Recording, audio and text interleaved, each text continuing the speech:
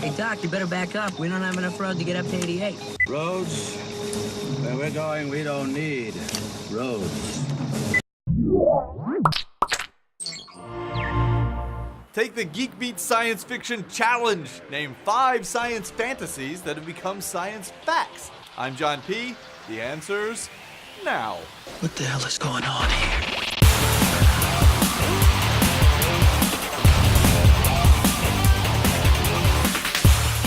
This episode of Geek Beat is brought to you by Audible. In case you haven't noticed it, what passed for fantasy and science fiction movies has become reality.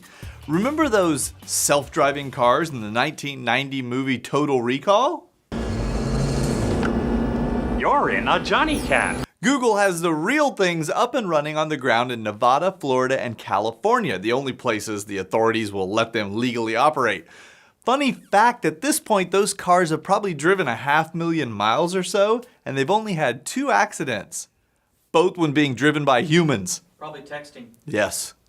And those Google glasses, haven't we seen those before, albeit in different forms, in movies ranging from the 1984 hits Ghostbusters and Terminator to RoboCop in 1987 and They Live 1 year later. All those video billboards everywhere? Yep. Try Blade Runner and Back to the Future 2, among other films. Smart whole limb prosthetics are now reality, but there was a time when they were still science fantasy in RoboCop and Star Wars. And remember Steve Austin, the $6 Million Man in 1973? A man barely alive. We can rebuild him. We have the technology. We can make him better than he was. It took 34 years, but in 2007, Touch Bionics launched the first commercially available bionic hand, since fitted to thousands of recipients worldwide. I got mine right here. Austin's fictional bionic eye is now reality as well. This year, Duke University became one of the first sites in the US to offer implants of Second Sight's Argus II retinal prosthetic system, bionic eyes, to severely blind patients with end-stage retinitis pigmentosa. I can see everything clearly. Oh my God, this is fantastic! Speaking of the future, I don't know about you, but the future of books, as far as I'm concerned, is having them read out loud to me. Thankfully, I've got Audible to enable my laziness. And they have an incredible selection. I could always start with The Once and Future King if I wanted to go back in time and hear the story of King Arthur. Or I could listen to Michio Kaku's Physics of the Future, How Science Will Shape Human Destiny and Our Daily Lives by the Year 2100. You can check out these and just a boatload more by going to audiblepodcast.com/GeekBeat. And when you sign up, you'll get your first audiobook free. Yeah, that's my little gift to you. Remember the timeless elves in Lord of the Rings and Aragorn, who was like 100 years old but looked like he was 30? Well, at the Institute for Regenerative Medicine in Pittsburgh, they injected mice with a usual lifespan of 21 days with stem cells from younger mice 4 days before they were expected to die. Not only did they live, they stayed fresh for 71 days.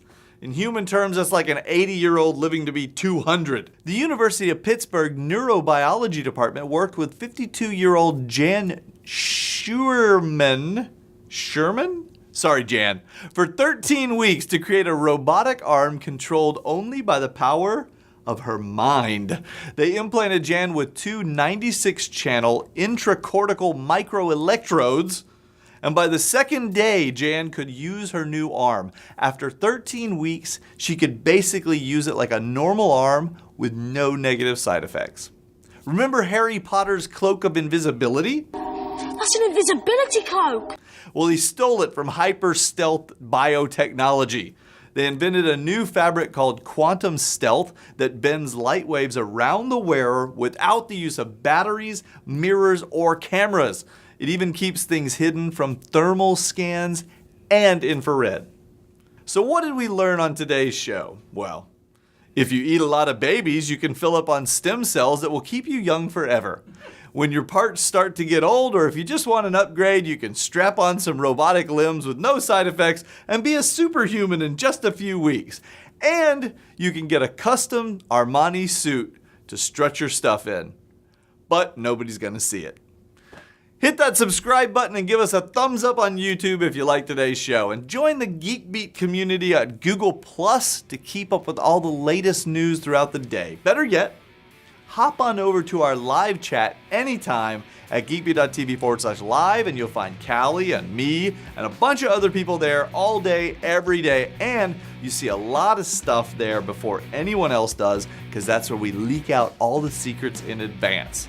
Have a great weekend, you guys, and we'll see you for the live show on Friday at 3 p.m. Central Time. I'm John P. Bye for now.